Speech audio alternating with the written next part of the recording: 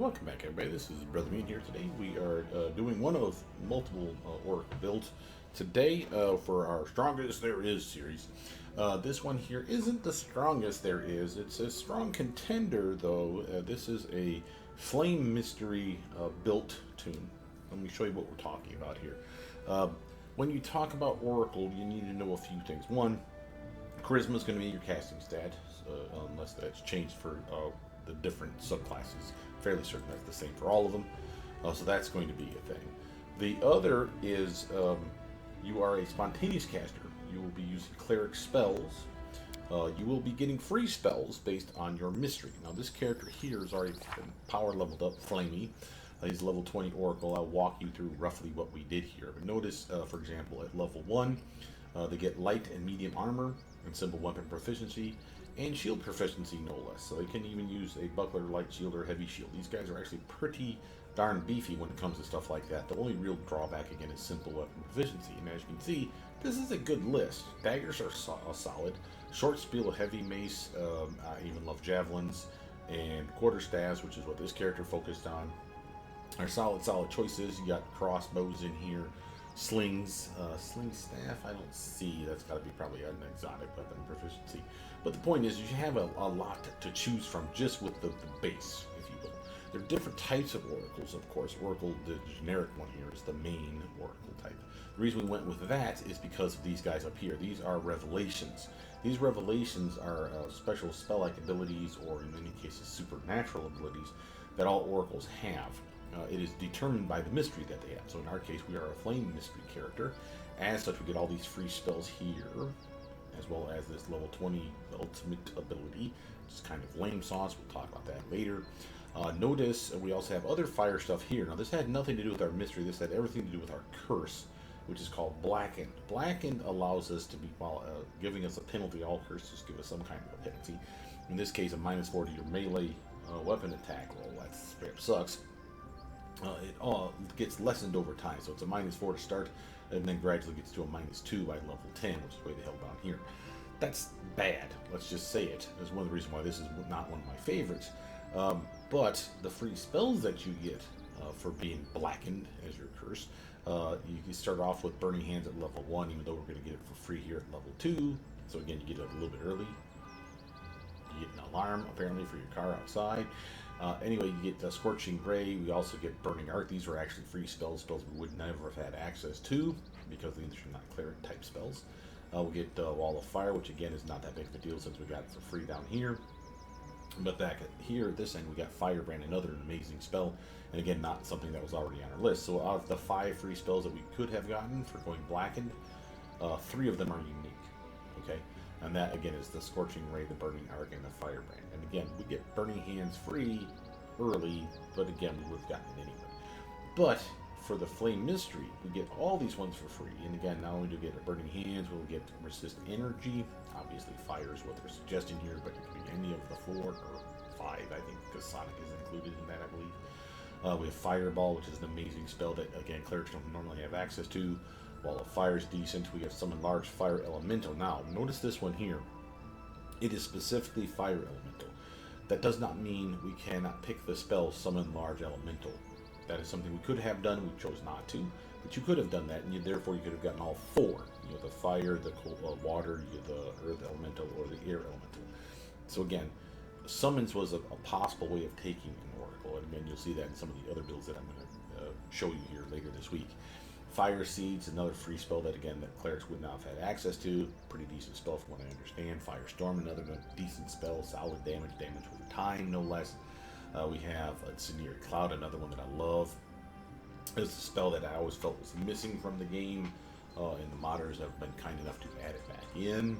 It behaves a lot like Obscuring Mist, so, you know, blindness, blind fighting is actually more useful than you think. We did not take that, as you'll see. And of course, we have Fiery Body, the best spell for a fire type caster like we have here. Pretty decent spell because this is makes you immune to fire. You may say, well, weren't you immune to fire already? With our various revelations up here, there's 2 we did not take.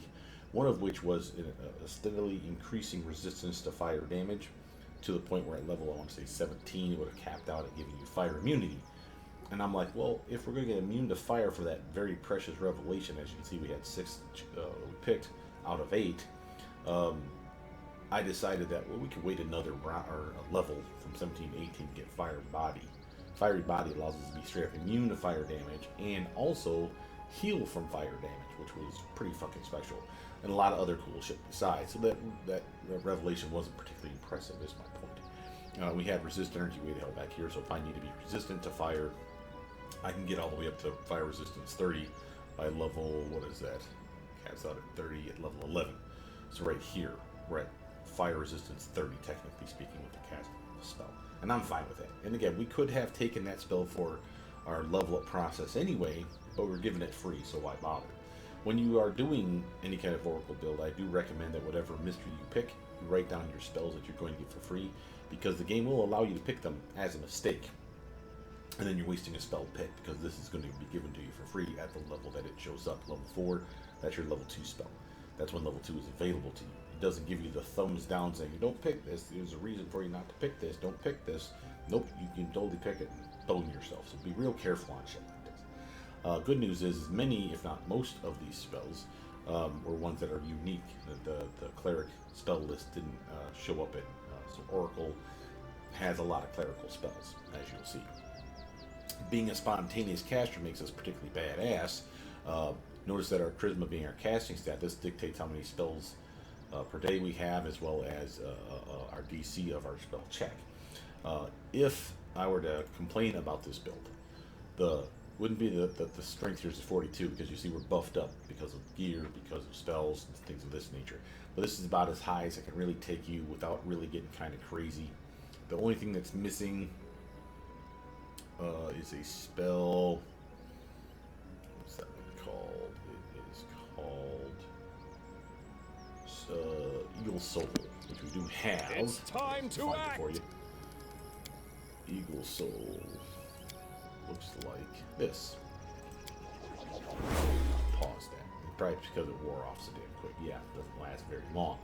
However, Eagle Soul is one of those spells that as long as you're good, and we picked Lawful Good for a reason, you can give yourself Sacred Strength.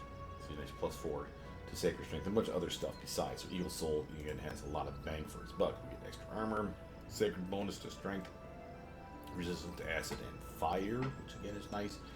Bonus to our Persuasion checks when we use to intimidate, which against evil targets. Pretty useful for us if you're trying to do, say, a Cornigan Smash, Shatter Defenses type of build, which we could have done. We chose not to. We went partial into it, and I'll show you that here in a minute.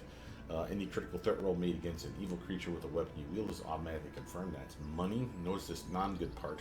If you're neutral, you get sickened. If you are evil, you get staggered. There is, and this is why this is important, immunities to either one or both of these, depending on what type of oracle you take. It has to do with, again, your curse. In the Arcade's Blackened doesn't provide us any protection from either of those things, but there is one, I believe, that will make you immune to at least the sickened condition, if not the staggered condition. And if that's true, then you could be a little more flexible on your alignment pick. Lawful Good was important for us for another reason, though. Let me find you the spell for that one. This one's particularly interesting. Bestow Grace of the Champion. You can cast this on any target, but only works on Lawful Good targets. Any Lawful Good target you cast this on, including yourself, can get a Charisma modifier bonus to your saving throws, much like a Paladin does, which is the whole point of the spell. Again, it doesn't last long, but for a character like this that has really good Charisma, being Lawful Good means a lot, because that +10 can be +10 here, here, and here across the goddamn board, and that's pretty special. Notice, of course, our will saves are kind of crappy. Part of that is because our wisdom is pretty bad. 17 doesn't sound that bad, but trust me when I say, compared to the other ones, it's kind of shit. This one actually took a tanking on us. We started off as a tiefling, finished as a tiefling, of course, too, but that tiefling was a specific type of tiefling, and that tiefling was a pitborn. Pitborns have a penalty to intelligence, bonus to strength and charisma. These are the two stats we give a shit about. We took strength to 19 at level 1, charisma to level 18 at level 1. And then from there we had 12 in dex, 12 in con, 10 in intelligence, so we brought that -2 penalty back up to being even keel. And then we lowered our wisdom from 10 to 7, which is why this one's at a 17 with all our bonuses. so it's really, really low. That means our will saves are kind of garbage. Even though they're still better than any of the other saves, it should have been better. Again, we're at a significant penalty here. That +3 could have been +5, for example. So that could have been like a 17 for just bare minimum wisdom of 10. Well, there is a way around that. As you see here, one of the first feats that we take is something called Steadfast Personality. This allows us to use this beautiful charisma modifier, not instead of wisdom. I hate the way this is said. It's actually used in conjunction with, but only if there is a penalty. So, when you do a wisdom check against, will save against mind-affecting effects, which are most will saves, if not all, then we'll use this +10 instead of this +3. So this number is actually better than you think. And again, a very nice feat, highly recommended. Notice at level 1, we took, because we're not human, we had 1 feat and turned it into 2. We took a spell vulnerability. I went with abjuration for obvious reasons. You are a flame guy. Being susceptible to cold makes kind of some sense. And abjuration is again a spell effect that I don't really give a rat's ass about. So these are decent penalties for you to take to get 2 feats for the price of 1. So what we did was we took power attack and steadfast personality. Obviously, strength-based attacker. We're using a quarterstaff. Let's talk about that. At level 1, we also took 3 traits. So let's find those traits. Notice we took envy as a penalty. This is an emotional drawback. This is a drawback only if you are poor. And again, it's one of my favorite. The other one is the physique drawback, and it's called hedonistic, which we also took later, you'll see. And it is a other penalty that only works, again, if you're poor. If you have money, Oku money, then you never have to worry about these penalties, which is fucking awesome. Stockpile your cash. Doing so, taking either of these drawbacks, gives you an extra trait. So normally you get 2, now you can get 3. The 3 we took was an equipment trait called Family Heirloom, which is the quarterstaff. Again, there's not much in the Family Heirloom list that falls in the simple weapon category. There's some. Daggers were there for sure. I'm fairly certain I saw a crossbow. If not, I definitely saw, I think, a sickle. Quarterstaff was another one, which is, again, the one we wanted because, again, there's lots of good quarterstaffs. There's some spells baked into those quarterstaffs almost universally. Some are at-will spells, which are fucking awesome. And then you throw in the fact that it's a 2-handed weapon that allows us to, like, swing for the fences and do extra damage because of that 2-handed strength bonus. Remember, strength is our key here. So with power attack, we're hitting like a brick shithouse. Instead of a -4 + 8 for damage, it's -4 + 12 damage with that quarterstaff, which is why you're seeing such high damage over here. Same with our strength bonus. Instead of +18, because it's a 2-handed weapon, we get 50% more strength, rounded down. In this case, 18 + 9. There is no rounding error. So 27. So you got 27 and what did I say, 12. That brings us up to 39. The +1 that you're missing here is the fact that it is a +1 quarterstaff. This was the first quarterstaff that they give us. This is our Family Heirloom. Now, obviously, I didn't give myself the best ones. I just wanted to show you what you were capable of, bare minimum. Again, pretty solid upgrade. We also take a social trait called Suspicious. The reason for this is you did not have Perception as a class skill. No green check mark. Now you do, and you get a +1 to it besides. So again, something of importance to us. The last one we took at level 1 was a faith trait called Planar Savant. This one's an interesting one. Again, we use our charisma modifier, which you can see is right now pretty stellar. Wasn't that great, of course, at level 1, but still a +4 is better than a +0, which is what intelligence was giving us. And we're allowed to swap out our charisma modifier instead of our intelligence modifier for one of 2 skills. Your choice of either knowledge arcana or knowledge world. We took knowledge arcana for doi reasons. You're a magic caster, makes kind of sense to me. So this really is a much better skill for us. So if you go here and look at your knowledge arcana, you can see that we're getting charisma +10. Okay, so that's why this one's doing well. And we didn't invest any ranks in it. So we're doing real well. What did we invest in? Athletics, bare minimum, just a couple of points.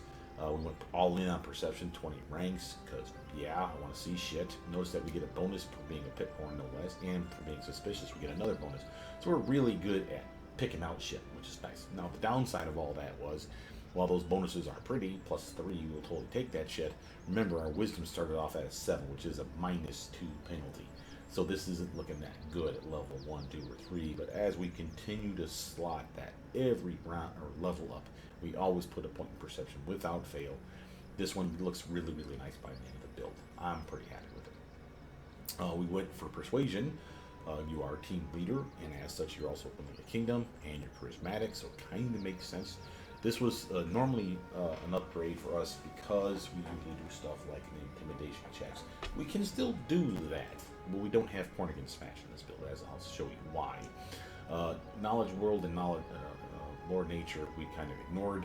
Lore Religion, on the other hand, we had the green check mark it, and I invested in it about as much as I invested in Knowledge Arcana, with the exception, of course, the fact that this one is keying off of, again, this crappy Wisdom, whereas this one is keying off of our very high Charisma. So 7-point difference there, 14 versus 21. That's why you're seeing the 7 points difference. So this might be not as useful to you, but again, I go for themes and a lot of times in my build. So Lore Religion, you are an oracle, you would know about magic, you would know about religion because you're an oracle. You have a deity. You don't have to pick a deity. There are spells, though, that we picked that require us to have a deity. And I recommend a deity that has a melee weapon, because the weapons that you summon, I believe, are the deity's favorite weapon. And I don't think it works for the ranged attackers. If I'm wrong on that, and anyone knows, I never tested this, feel free to post that down below, because Spiritual Weapon is one spell, and Spiritual Ally is the other. Both of them summon basically something that will attack for you. Now, they can't be killed as far as I know, they just wear off in time, but it's basically like free attacks. So why wouldn't you want either of those or both of those spells? It's basically like a free pet that can't be murdered.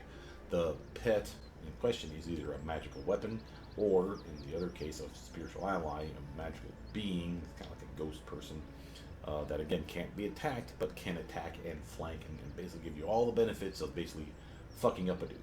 Both of the weapons, I believe, do force damage, and they all do the same damage, so it doesn't matter if your deity wields a dagger or a fucking broadsword.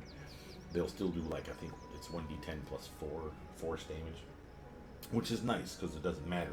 But what does matter is the weapon of choice. It still does the crit range, the typical crit range. So if it crits and does like 3 times the damage, but only on a natural 20, because that's what that weapon would do, then that's what's going to happen. If you have a weapon that has a high crit range, looking at you, rapier or scimitar, and again only double the damage, you will still see it crit on that 17, 8, or sorry, that 18, 19, or 20, that high crit range. So again, I recommend you pick a deity with a good melee weapon, and one that you're happy with the crit range on. Our deity was Torai, which is stupid because that was a warhammer wielding son of a bitch. And the warhammers, I believe, when they crit, they do like 3 times the damage, but they only crit on like a natural 20, so that's kind of silly. Probably should have went with something that's rapier, dagger, or scimitar, something like that. Having said that, other deities are important because, again, you need to be lawful good for some of your spells. Remember, we talked about that. You have to be good for one of your spells, unless you're immune to that effect from being neutral or evil. But lawful good is still the way to go because of that one spell that allows you to use that very pretty charisma modifier on yourself for all 3 of your saving throws. So I would still maintain finding a deity that gives a weapon that you like and that allows you to be lawful good at the same time. From there, one of the other things you pick at level 1 is what kind of oracle are you? Are you an oracle that does healing spells? Or are you an oracle that does inflict spells? On that, if you pick healing, you will see from level 1 through 8, not 9, you'll get a cure spell of some kind for free as soon as you can cast those spells. This is another way for me to make myself kind of like a pocket healer. I'm maybe not as good as some of the other healers, but I can heal. I can heal myself, I can heal my team, I can damage undead. Of course, you get the same idea. Having said that, there's nothing at level 9, because there is no cure spell or inflict spell for that matter at level 9. You've already reached the maximum at level 8. If you pick the inflict spells, I'd be real careful with this for 2 reasons. 1, you could hurt yourself, but 2, you could use it to attack. So of course, there's nothing wrong with that. You can use it to heal Japhel. She's an undead. You can make an undead character, and I will do so with a different type of mystery, the Bone Mystery, and have some serious fun making you a Necro Lord motherfucker that's super goddamn strong. So if you want to make yourself the, what do I always call that guy? Not the Lich, but basically the Death Knight kind of build. This will be the build when I do the Bones one. You'll have a lot of necromancy spells. You will be undead. You can heal yourself with your inflict spells. You can damage living targets with your AoE inflict spells. So again, when you do stuff like mass inflict serious wounds, you can heal yourself and damage bad guys all at the same time. Why wouldn't you want that build? So again, there will be some other fun to be had with the different types of builds that we're going to show you. But the real reason for the builds will be because of the different mysteries and the different curses. Those are really versatile and really open up a world of awesome shit that you get to do. And again, whether you make cure spells or inflict spells your bread and butter, it honestly doesn't matter for one other reason. When you're picking your spells, yeah, for example, for this character, he is a healer, so he'll get free heal spells at level 1, level 4, 6, 8, and on it goes, because that's when level 1 spells are available, level 2, level 3, level 4, you get the idea. I could have picked the opposite spell, the inflict spells, at every level. That's still available to you. You get cleric spells, so inflict spells are available to you. I could have done so. Remember, you are a spontaneous caster. There is no spell conversion, just casting a healing spell or an inflict spell to your heart's content. So I could have had both. And I highly encourage you to toy around with that idea of getting both, because it's not that much of an investment. It's only 8 spells that you're taking a shine to. For example, I could have taken all the inflict spells at level 1, level 4, level 6, and on up. And once I get to level 9, there is no inflict spell. So again, that was a viable option. I think it's a little weird, but again, it gives you kind of, so to speak, a tool for every occasion. You can heal, you can damage undead. You can heal undead, you can damage the living. There's most things fall into those categories. So with the exception, I want to say, of constructs, and I think inflict spells will hurt constructs. So again, pretty fucking cool. The real downside, I would say, about Oracles is, as you can see, I remember I got 3 spells. This was free, this was free. So these ones here were the only ones that I picked as I leveled up. So I only got 5 picks at level 1, and there's a lot of good shit in here. I can't even laundry list the number of stuff that we passed on. But I did go with ones that protect me, ones that buff my attack bonus, my damage, and stuff of that nature. So you notice I have Bless, Divine Favor for these reasons. Shield of Faith too. Ray of Sickening, decent spell, and I said, you know what, I want something cool. Let's zap bastards at range, and it will really fuck them up. And if you don't know, the Sicken Conditioned is pretty powerful. It's like a -2 to a variety of things. So again, if they fail that fortitude check, and also again it's a necromancy spell, they get sickened for a long period of time and straight up screws them. Obscuring Mist, solid spell. It gives you good protection. You and your team, again, better on a team that has blind fight, improved blind fight, and things of that nature. That makes this obsolete for you being penalized, but great for you being buffed, or a debuff of the bad guys, however you want to really look at that. But basically, it's harder for them to hit you, it's less hard for you to hit them. That's kind of the goal. We didn't go that route. Notice that I grabbed a variety of spells again here, Cure being free, Resist Energy being free, Scorching Ray and Burning Arc came from my Curse, remember, my Blackened Curse, these ones were free. So of these 4 free, and Burning Hands was, I'll just get rid of it just to show, because that was a meta magic. These are the spells that I picked. Again, 4 you're going to take away. So take away 1, 2, 3, 4. So that only gave me, again, 5 to pick from. Well, what 5 did I pick? I picked a nice AoE spell that has another blinding effect, which is pretty nice. A Weapon of Fall, which gave me a really nice damage buff. A chance to shaken the target if I critical hit, which of course is not very common with the quarterstaff, but hey, I'll fucking take it. Delay Poison, because immunities are always money. And while I could have grabbed Delay Poison Communal on level like 3 or level 4, I am leery of using this main character to be the team buffer. It has the potential to do so. Multiple spells, that would be an awesome choice, but I'd rather have to use Delay Poison on like the front 3 characters, and let the 3 that stay in the back with their bows and their spells and whatever be unprotected, because the chances they're going to get poisoned pretty fucking slow. It's a judgment call. Everyone's different on that shit, but if you're going to get Delay Poison Communal, you don't need Delay Poison. And the sad thing is that I don't know why this is, but lately I've noticed that when I'm leveling up these characters, when I should have been given the ability to spec out of spells, I'm not given that option anymore. So that's the thing. So if you're going to get Delay Poison, thinking that, oh, I'll just get rid of it when I get Delay Poison Communal, sadly I can't. I like auto hit spells, and while fire is going to be our bread and butter, you want to make sure to diversify.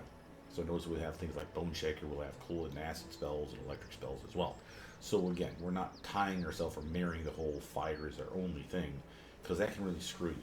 You fight a bad guy that literally is immune to fire damage, or really, really fucking resistant to that fire damage, and your spells suddenly are sucking wind. that's a no bueno. We can't do that shit. That's hence things like auto hit spells like Bone Shaker, solid spell. Oracle's Burden. This is a new spell. Love this one. Obviously tied to the fact of being an oracle. That's why it's new. But I've never seen it before. This one allows you to bestow your curse on the bad guys, assuming they fail their will save. No spell resistance. Gotta love that. Touch attack. Or not touch attack, just a touch effect. The beauty of this one is they take my blackened curse, which is that -4 to their swing, possibly -2. I haven't actually tested that yet because remember ours gets better over time. But that -4 or -2 is a solid fuck you debuff to their swing, and they don't get any of the bonuses of us having blackened curse, which means none of the free spells. So that's kind of cool. More useful, I'd say, on those oracles where the curses are particularly nasty, like you're blind, you're deaf, your casting sucks. That could be really, really good then to have a spell like this to straight up fuck those guys over. And again, another necromancy spell. Level 3, again, we got that one for free. We got Fireball for free, and that was it. Notice that we have a Meta Magic Fireball that's also at the same level. We'll talk about that when we talk about Meta Magic. But this is a way for us to do extra fucking damage by intensifying it. Went for Searing Light for another different type of race spell. It's divine damage, not fire damage, so it's a little bit different. And it looks like they've changed some of the damage numbers on these, because I remember Fireball being a 1d6. Now it's 1d8. I'm not sure what the fuck that's about, so hopefully that's accurate. But Searing Light's looking like it does a lot more damage now. I'm real happy about that. 5d12 damage. I love me some Prayer, because it's not only a buff for you and your allies, but a debuff for all the bad guys as well, which is really fucking money. No saving throw associated with it, but spell resistance is applicable. Deadly Juggernaut. This is an amazing spell for buffing you up. And remember, many of our buffs, much like our Bless? No. Divine Favor, there it is. Our luck bonuses. Remember, luck bonuses will not stack with other luck bonuses. But Deadly Juggernaut, that will last for a long time. Really nice buff for you. You just need to make sure that you're one of the main people that are killing shit. Because when you're killing shit, it will stack on itself up to a maximum of 5 different stacks. That's a +5 to your melee attack rolls, +5 to your melee damage rolls, +5 to your strength checks, +5 to your strength skill checks, which is basically athletics, and a DR 10/dash, which means it's not penetrated by any category, mostly, and you will almost always have 10 damage reduction then, absorbing all kinds of fucking damage for many, many, many, many minutes. You gotta love that. Channel Vigor for the fact that we can turn it into a haste spell for ourselves is the real reason, but there's other reasons down here that's pretty fucking cool. Level 4, again, 2 free spells and Wall of Fire and Cure Critical. Notice that one for Divine Power, another luck bonus, better than Deadly Juggernaut in that it can get all the way up to a +6. It doesn't stack. It just steadily gets better depending on your caster level. Same bonus to strength checks, strength-based skill checks, weapon damage rolls, and attack rolls, and you get temp HP, and you get a full attack, which does not stack with haste. Which is really, really nice for us. Aura of Doom, again, another spell that not only is a long-lasting buff for ourselves, or technically a debuff for the bad guys. If they fail their check, they are literally shaken, assuming they can be, which sets us up for Shattered Defenses, which we do have, but we don't have Corner Against Smash. This is one of the multiple ways that we have to make a target scared of us. Spiritual Ally, we talked about that before. Again, this is the one that's based on your deity. Again, can't be targeted as far as I know. You can use him to with a special ability you will get once you cast the spell to switch targets if you so choose as a swift action, which is nice. And again, doesn't matter what kind of weapon they're using. The weapon will say dagger or mace or whatever, but it'll still do 1d10 force damage +1 per caster level, per 3 caster levels, up to a maximum of +5. This may be able to intensify. Looks like it can. That means it would cap out at level 20. That would be only like a +6. So it'll only go up like 1. But again, I would tell you not to magic up your book. Oh, sorry, I forgot to point out. Death Ward, solid buff spell. Sadly, by going crazy with the kind of picks that we got, because there's only 1, 2, 3, 4 picks that we have here, we did not get Freedom of Movement, which is an amazing spell, and Freedom of Movement and Death Ward are both amazing. I would have had to get rid of Spiritual Ally, because I'd still want Aura of Doom, I still want Divine Power. So 1, 2, 3, and then this one would have been Freedom of Movement, probably. 5, Flame Strike. Yeah, it's not even just all fire damage, it's fire and divine damage, I believe. which is really nice. Screw you to those guys that are immune to fire. You can still use this thing to fuck them up, which is kind of nice. AoE, non-teammate friendly, be careful, but it can be intensified. So again, caps out to 15d8, can go all the way up to 20d8. Bone Shatter for obvious reasons. Again, auto hit move, and while again it caps out at 15d8, we can intensify that to get it up to 20d8. It's nice damage. Righteous Might, an amazing spell like Enlarged Person's Big Brother. Bonus to strength, bonus to con, penalty to dex, but some natural armor bonus enhancement anyway. We get damage reduction as well against physical attacks that aren't considered evil. We get a better size category for our weapon. Again, so you'll do more damage with that staff or that dagger or whatever you decide on. Spell resistance, and by the way, those are all size bonuses and penalties. Spell resistance, another solid choice in my opinion. Equal to your caster level plus 12, so we're level 20, so 32 spell resistance. That's not amazing, but it's nothing to sneeze at. That's a nice buff for you or your teammates.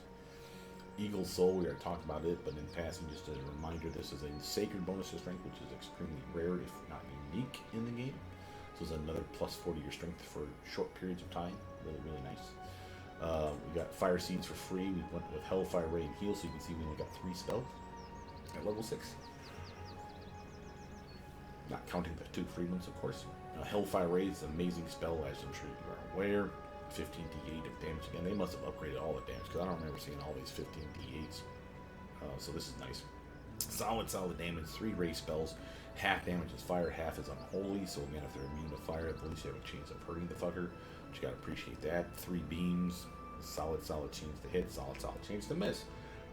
This is why, with several other spells, I think this build is a mistake. It probably should have been a dex-based build and would benefit from being all in on charisma and partially in on dexterity. I'll show you how that would have worked later. Heal and harm were both available at this level. Notice that these are not your cure spells.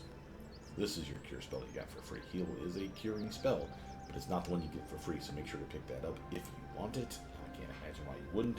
Good heal, lots of health, good at damaging undead, strips away a lot of the penalties that you may have acquired, like blinded, confused, dazzled, disease, exhausted, etc. and so forth. A variety of shit gets healed. It's an amazing spell. 7. Bestow Grace of the Champion, you have to take it. I mean, it really, if you're lawful good and you know that you're going to solo this character, getting it up to a plus 10 or greater bonus to your saving throws across the fucking board. This is why Paladins are so fucking mean. Having a spell that basically gives that to you, then at your beck and call, you can see the appeal. Again, free heal spell, free firestorm spell. Firebrand was free because of our curse. Greater restoration, you may notice that I did not take lesser restoration or restoration, and this is why. Because I can't spec out spells, and I knew I was going to take this one. This is the granddaddy poobah of them all. Notice it pack your diamond dust. This is an amazing curative spell as far as removing all this other fucking shit, like especially permanent and temporary negative levels, which is really, really nice. So again, this is what lesser restoration and restoration would hope to be. Particular form, new spell, this wasn't available in the vanilla version of the game. Really, really nice AoE buff. Doesn't last long, but it's really nice for you and your team because it not only allows you to regenerate, your teammates to regenerate, a la fast healing, you are immune to both bleed damage, critical hits, sneak attacks, and other forms of precision damage. That's a lot of fucking shit right there. And at any time, anyone that was under the effect of the buff can just say, fuck it, swift action, I want to heal myself, end the effect, and heal myself for a decent clip of fucking health, which is really, really nice. But that immunity to critical hits and sneak attacks, that's the real moneymaker here. Because there's some really nasty bad guys at the end of the game where they're critting your ass all the time or sneak attacking you all the time, and you're like, fuck that shit, I'm immune. Level 8. Frightful Aspect. This is the one that you wish you got early. It says it's a size bonus. I believe that's true. But it obviously doesn't stack with like Enlarged Person or Righteous Might because those are also size bonuses.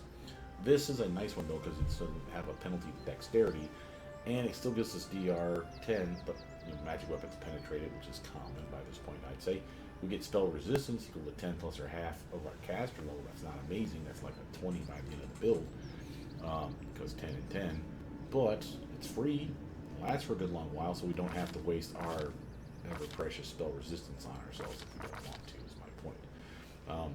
Really nice strength bonus. The fact we get larger in size allow us, of course, to hit harder with better with, I should say, damage with our weapon because it's a different size category.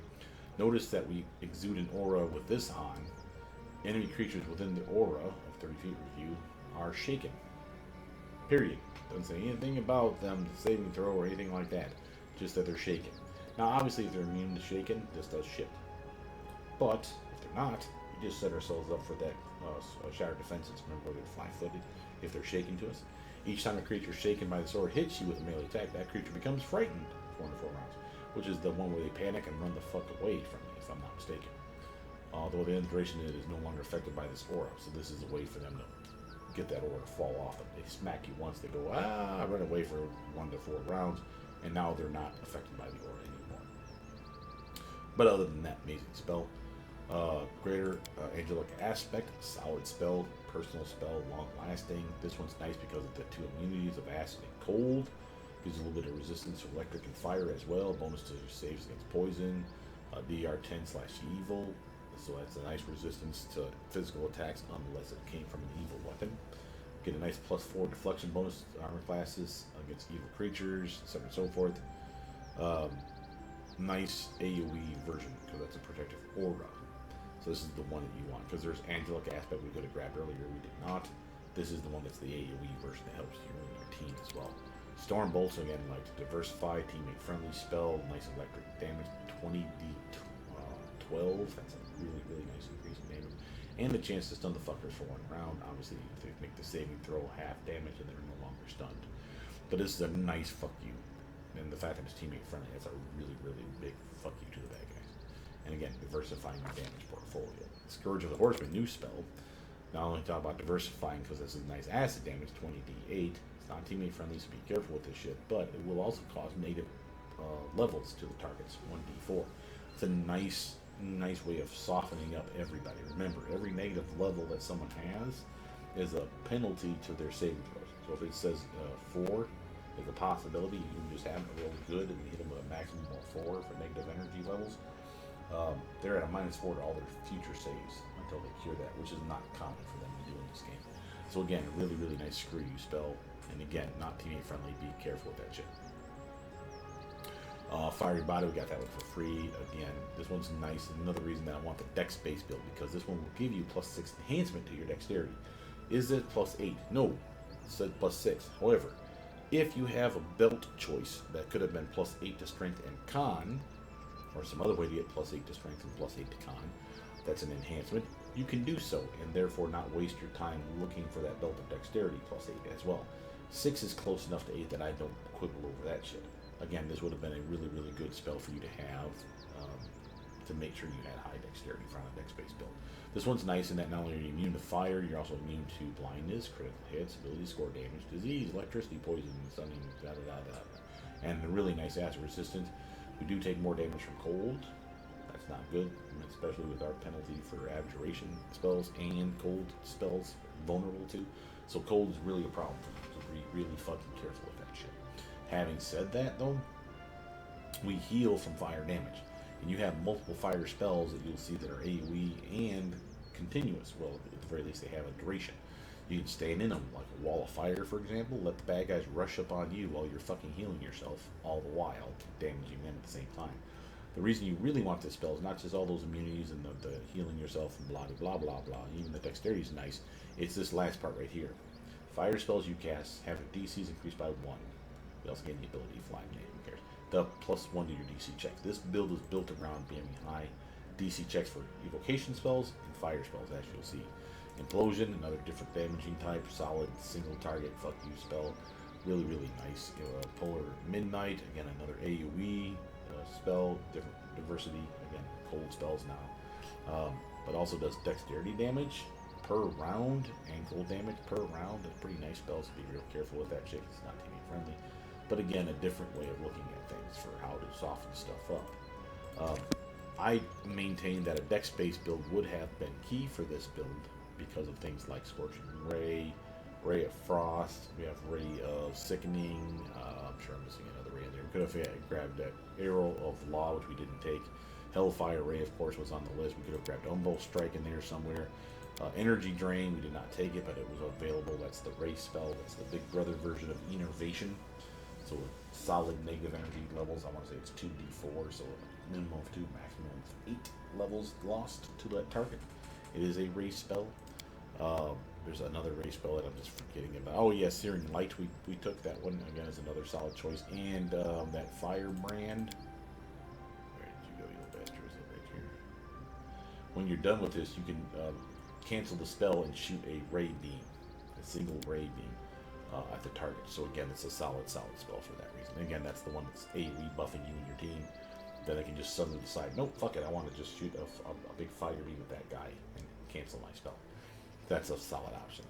So again, a variety of ways of doing things. Now, what was the build, though, from that point? After the stuff we talked about, level 1, notice we picked up Weapon Focus Quarterstaff, Dazzling Display, Added Magic Intensified, and Shattered Defenses. Why this one here? Why not Corning and Smash? Well, because you are a spontaneous caster, having the ability to meta magic in any way, shape, or form, most, if not all, of your spells, is a solid upgrade. Because you diversified your spellbook greatly. Again, go back to your spellbook you just saw and see all those spells that you have a big circle above them. That's your meta magic. That's what we could use. If it has one circle, that means one meta magic could be employed. If you had taken like 2 or 3 different meta magics, maybe you had 1, 2, or 3 circles above it, letting you know that you could have applied 1, 2, or 3 different meta magics to it. Your choice, of course. So go through your spellbook and do that. But I suggest Intensify. This is one that's not in the vanilla version of the game, but again, we're playing with mods, otherwise we wouldn't have oracles. And this is what makes our oracle fucking amazing, because again, we get to do like things like intensified fireball spells. Instead of 10d8 of damage, we can get 15d8. Same with Burning Hands. Instead of 5d6 of damage, we can cap that out at 10d6 of damage. Again, really, really nice stuff here. Same with like things like Firestorm, but even though that casts out at 20, you'd have to artificially inflate your caster levels to beyond 20. Which there's ways to do that. But there's other spells like there's a Burning Arc. That one bounces around nicely, and again, that can do some solid damage. Incendiary Cloud, I don't think that one's relevant. Possible that Fire Seeds might benefit from it. But again, we have lots of other spells besides just those. Bone Shatter, Bone Shaker, those spells. One of them caps out at 15 caster levels. Well, again, with the intensified version of it, we can get it all the way to level 20. So that's a lot of extra damage. So again, some serious fun to be had here. And again, on a dex-based build could be even better. How would the dex-based build go? I would take whatever we had for dex and give it to strength. So again, we start off with a dex of 12. I would start off with a strength of 12. I would take my strength of 19, which is what we started at. Instead of putting that into dex, I put it into charisma. Because caster build, this is what this is all about. Then I would take what my charisma modifier or stat was at level 1 and give it to dex, which was an 18.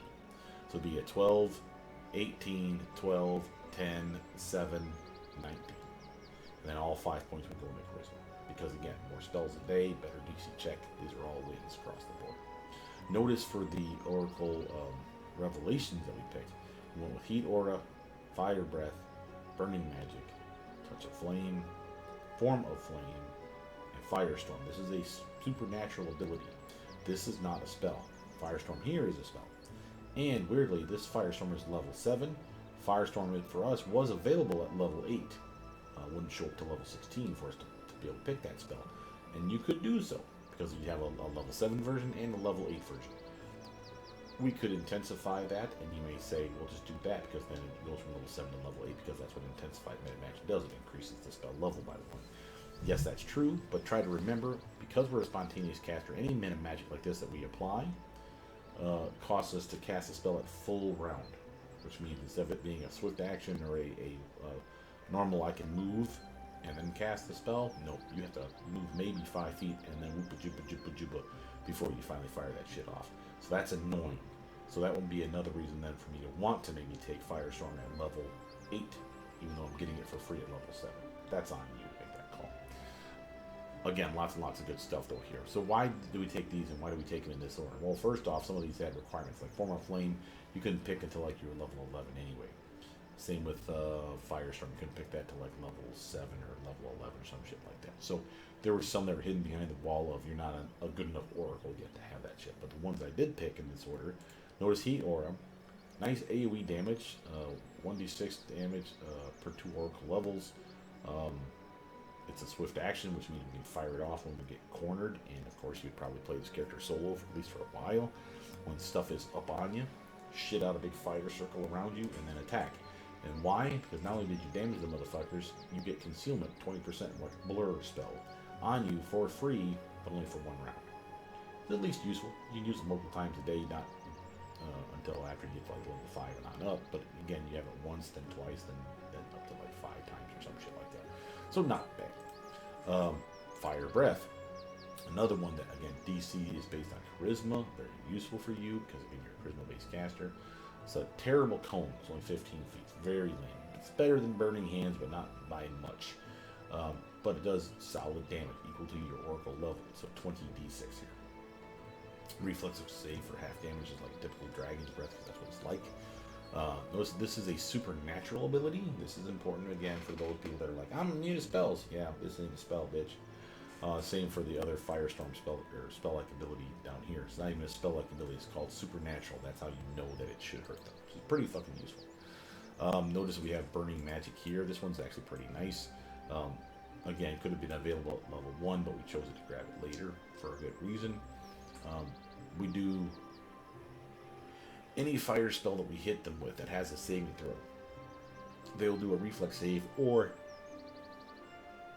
catch fire, which means that they'll just continually take burning damage until the rounds expire or the creature puts it out, basically, by healing themselves or extinguishing it with an appropriate reflex save. That DC of that reflex save, again, is going to be based on your charisma. So again, a high charisma build really jives with this kind of shit. Notice that spells that don't have a save, and that cause fire, again, like Scorching Ray, for example, they will not catch them on fire. So that's a bummer. But whatever. From here, other stuff. We had Touch of Flame. This was a weird one. This is why I went with Flame first, because I thought this might be a thing that could give us extra strength. You can turn into Elemental Body 1. No, sorry. I'm wrong thing. This guy here. Form of Flame. You can turn yourself into Elemental Body 1, 2, 3, or 4. Only one of them, once a day, and it's for 1 hour per caster level. So at level 20, you can do this for 20 hours a day.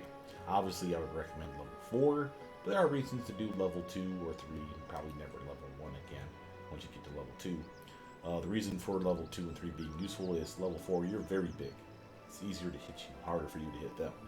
Level 3, you are just big, which again, it's easier for you to be hit and harder for them to hit you, or for you to hit them, but it's still worth doing. Level 2, you're human size. All these forms, by the way, allow you to cast spells, so again, really nice, and all these forms give you whatever elemental body 1, 2, 3, or 4 give you, so dexterity, con, etc., and so forth. Also, I want to say you're immune to fire in these forms, or highly resistant at least. You're probably susceptible to cold. You are, I think, immune to like crits and sneak attacks in these forms, which is another reason to want this little fucker. But notice that these ones do not stack with those other spells that turn you into like bigger sizes and shit like that. It literally looks like you can cast a spell like Righteous Might, for example. Will allow you to cast a spell, you will not have any buff on you if you're in that form. So that's a bummer. Notice this one here, Touch of Flame, allows us to literally melee touch attack a motherfucker, just set him on fire for a decent amount of damage. Again, even if you're a dex-based build, we could have used this. You just need Weapon Finesse, which of course you would have grabbed. Since we're a strength-based build, it's even better, because again, that's what's going to melee touch attack is going to key off of that nice, pretty plus 18. Solid damage, and again, notice this key part here, that at level 11 on up for Oracle, which is why we picked this one, by the way, so late at level 11, is when it turns your weapon into a flaming weapon. So you see this 1d6, that is coming from this Touch of Flame. It doesn't matter what quarterstaff I have, or they'll all have, or whatever weapon I equip, they'll have that plus 1d6 of fire damage. Just add it to them for free all the time. Notice that we have at the very end here, again, that Firestorm supernatural ability, again, differs than this one in a couple different ways, but we're not going to get into that. But supernatural is kind of like the key message here. Solid team, solid attacks. Notice we went from our weapon focus to dazzling display to meta magic to shattered defenses. Then we went into spell focus evocation, additional traits. We'll talk about that here in a second. Greater spell focus evocation, elemental focus fire, greater elemental focus fire. You see, we went heavy into our spell casting at the very end here. Why? So I did everything I wanted to once I got to shattered defenses, right? So why not capitalize on all those pretty fire spells that you have? So make those evocation spells really hit. make those fire spells hit, make those evocation fire spells really, really hit, which is really fucking nice. Throw on that fiery body to give it another +1 to your DC checks to all your fire spells. Again, you're going to have some really high DC checks. Again, wish I would have won a dex-based build, but again, strongest there is for a reason. Again, we would have maxed out charisma. So this one said would have, like I said, instead of being the +10 that you're seeing here, it would have been what? 1, 2, 3 higher. So this could have been like a +13. So again, much more spell, or not much more. Several spells a day extra, as well as better DC checks across the board for all your spells. You would have had more fun, in my opinion, with that higher charisma.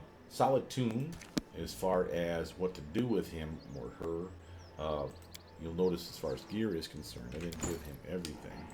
I gave him the best hat, the best belt, the robe that you probably want. I gave, and well, again, you may say, why a robe? Because he can wear light and medium armor. Feel free to do so that's on you. Same with the shield. You can't use a shield with this easily. There's feats that will let you, but I didn't think it was worth it. I went for bracers, and the reason for the bracers of armor class +8 is because A, I like the robe, and B, when you change into some of your forms, you do not get to wear your armor. Just technically, it's absorbed to the body, and you do not get to have them. Because of that, I said, you know what, fuck it, let's get the bracers of armor class +8 because they're always on. Even if you change forms, you'll always have that +8 to your armor class. And then the robes are just really, really nice because, again, bonus to your attack raise, to your attack bonus for your race spells, which is, again, another dex-based thing. +1 damage to fire, acid, cold, electric, and force spell damage, which is fucking sweet. +4 spell pen for free. This is an amazing robe and a gift that is given to you by one of your artisans as their masterwork item. Ring of Circumstances, I would activate it for strength, charisma, armor, and DC checks, which is what we've done. Again, we haven't given them everything, but the last thing to mention besides grab every good quarterstaff and make sure he gets all the cool ones, is this one here, the Rod of Flaming Vengeance. It's not the only rod that you'd want, but this tune would really jive on having this one. Not because it's a maximized metamagic rod for any spell level 1 through 9. No, that's not it. That's nice, and I'll take that. Just having the rod, though, turns all your spell damage into fire damage. Almost all, anyway. Into fire damage. This is a problem as well as a boon. It's a problem in that if you come across a guy that's just immune to fire, having this rod kind of fucks you completely. But you can easily take that off. You literally unequip it, and now that doesn't give you that buff anymore. You go back to using Bone Shaken, Bone Shatter, your acid, your electric, your cold spells to damage the motherfucker and hope that that's good enough. It gives you a lot of bang for your buck by just having it equipped, though. You also get a +1 to your caster level, so you're technically Oracle level 21 while this is in your belt.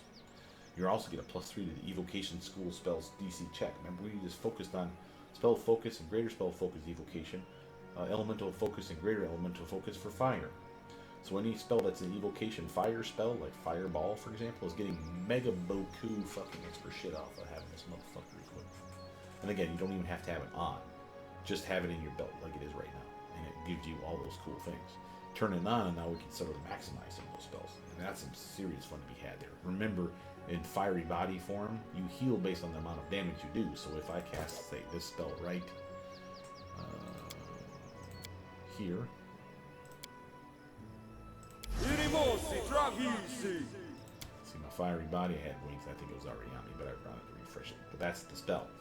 Now, if I wanted to make sure that I'm taking damage but also healing at the same fucking time, or doing damage to bad guys but healing at the same time, I unleash a spell like Firestorm that has a duration, or I have a Wall of Fire. So just staying in that shit, and again with the Magic Rod kicked off, it's going to do full fucking damage. Notice I'm only healing 11, but how much damage would it have been? We're immune thanks to Fire Body. We did 2d8 plus 22. We maximize that damage so that 2d8 is guaranteed to be 16, hence 38. 16 and 22 is 38. They cut that thirds. A third of that damage goes to us healing, and we take no damage from the fire. So that 11 is not stellar, but that's constant every round. 11 heal, 11 heal, 11 heal. There's other spells we could have like maximized, like an intensified fireball spell could have been maximized for some serious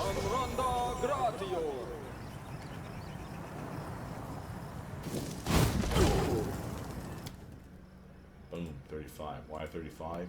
Because it was maximized, or immune to the damage, It was 5d8 plus 15. The 15 came from my robes. The 15d8 came from it being intensified. Otherwise, it would have been 10d8. So again, we maximize it with our metamagic rods. So again, 15d8, the full whatever that would have been, plus 15. So 128 apparently, plus 15 gives us to 135. Divide by 3. That's how much would have sneaked through for health for us. And while 35 is not a lot, remember you just did AoE damage to a bunch of fucking pricks as well. So again, pretty useful shit here. As far as buffs go, again, remember you have your Righteous Might, you have your Eagle Soul, you have your Frightful Aspect. Those are some solid buffs. 2 of them will not stack because it's a size buff and a size buff. So Righteous Might is nice, but Frightful Aspect is better. I think this is a solid 2. And again, is it the best I've ever made, you guys? No. Is it gonna do what it's supposed to? Hell yeah. And again, remember when I say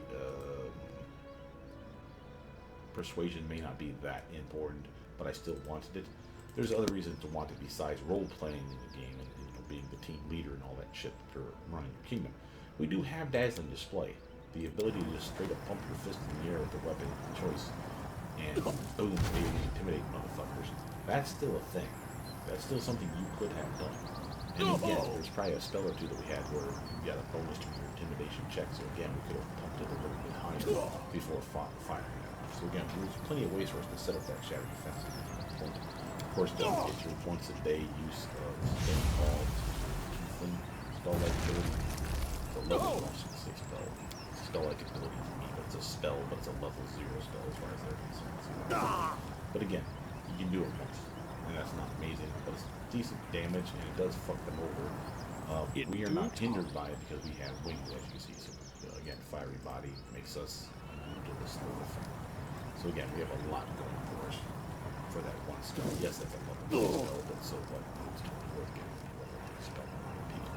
With that though, that's all I really had for you guys today, other than a couple quick suggestions to you. If you know of tricks or something that I'm missing here specifically for this type of oracle, the Flame Mystery Oracle, feel free to post that down below. Notice that I've set my computer up in a different way, which means my microphone is in a different location. If I'm too quiet or it doesn't sound right, say so. Let me know. Hopefully it's a more stable place. That's why I've moved it. But I can get me a balloon, those little spider cage things where they kind of like make your mic float so it doesn't vibrate if I stomp my foot or hit the damn fucking boom or whatever. Let me know if that's something you think I should get into. Last thing to point out was I found out the other day that I have the DisplayPort cable in my freaking closet. When researching all this stuff, I found out that the DisplayPort cable is actually better than HDMI, so I hooked it up because my monitor has apparently 4K potential. I did not know this. Still 60 hertz, it's a crappy monitor for as far as that's concerned, but for this game, 60 hertz is fine. Point is when I connected it, I realized I could also get HDR. For those of you that don't know, that's high definition resolution. I don't forget, but basically something cool. And sadly, something bad. I want to say HDR gives you brighter whites and darker blacks or something like that, and it does work. What it doesn't work is me recording with HDR on. That's a bummer. So if anyone knows a way to solve that problem, I'm using nothing more than the Windows Movie Maker to make these videos for you guys. And that was a challenge in and of itself, but I got it working. It will not work with HDR. It will record, it will give me the audio, it will not give me the video. And that's a bummer. Maybe it's just going to be one of those where even if you do solve my problem, it might be that I don't want the solution because maybe the file will be too big. And if that's the case, then that's fine. We'll just go back to this format that you're seeing now. So hopefully my format's working properly. Point that out. Point out if you have any solutions for how to record with HDR, because if you want to see what it looks like with it, it does look pretty fucking sweet. And man, does the dungeons look really fucking creepy when it's extra dark. Makes your light spell actually have some fucking feel to it, and like it actually fucking matters that you do this. Because otherwise, why fucking bother, right?